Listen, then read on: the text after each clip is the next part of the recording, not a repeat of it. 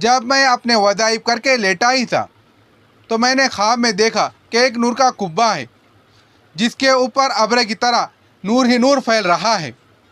اس نور کے ابر میں سے اس لڑکے نے مجھے آواز لگائی، ابو عمار، تمہیں حق تعالی شانو جزائے خیر عطا فرمائے، تم نے میری تجہیز و تکفین کی اور میری وصیت کو پورا کیا۔ میں نے اس سے پوچھا کہ میرے پیارے، تیرا کیا حال گزرا ہے؟ کہنے لگا کہ میں ایسے مولا کی طرف پہنچا ہوں جو بہت قریب ہے اور مجھ سے بہت راضی ہے۔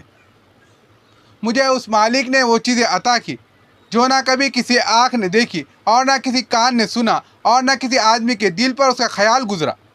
یہ ایک حدیث پاک کا مضمون ہے۔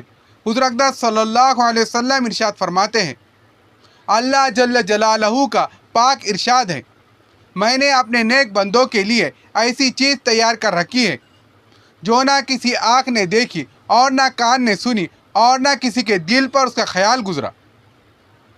حضرت عبداللہ بن مسعود رضی اللہ تعالیٰ عنہ فرماتے ہیں کہ تورات میں لکھا ہے کہ حق تعالی شانہ نے ان لوگوں کے لیے کہ جن کے پہلو رات میں خوابگاہوں سے دور رہتے ہیں، یعنی تہجد گزاروں کے لیے وہ چیزیں تیار کر رکھی ہے جن کو نہ کسی آنکھ نے دیکھا، نہ کسی کان نے سنا اور نہ کسی آدمی کے دل پر اس کا خیال گزرا۔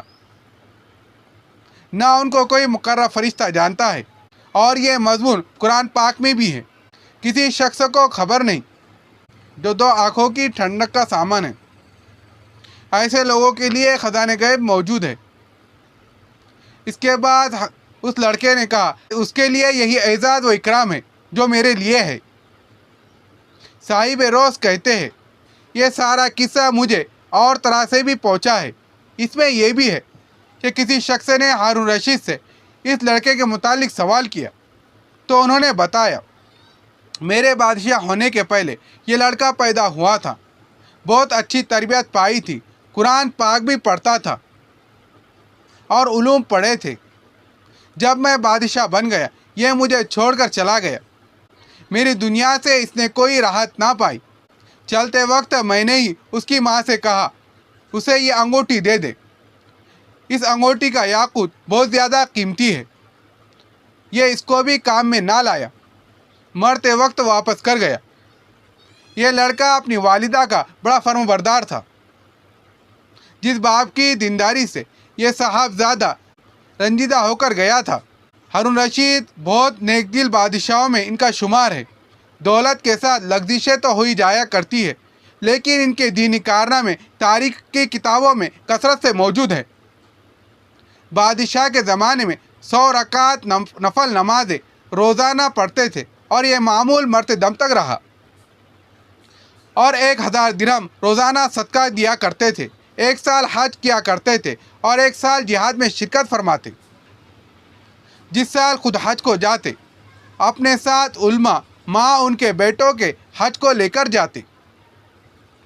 جس سال خود حج نہیں کرتے، 300 آدمیوں کو ان کو پورا خرچ دیا جاتا۔ ویسے بھی عطایا کی ان کے یہاں بہت کثرت ہوتی ہے، سوال کرنے والوں کے لیے بھی اور بغیر سوال کرنے والوں کے لیے بھی۔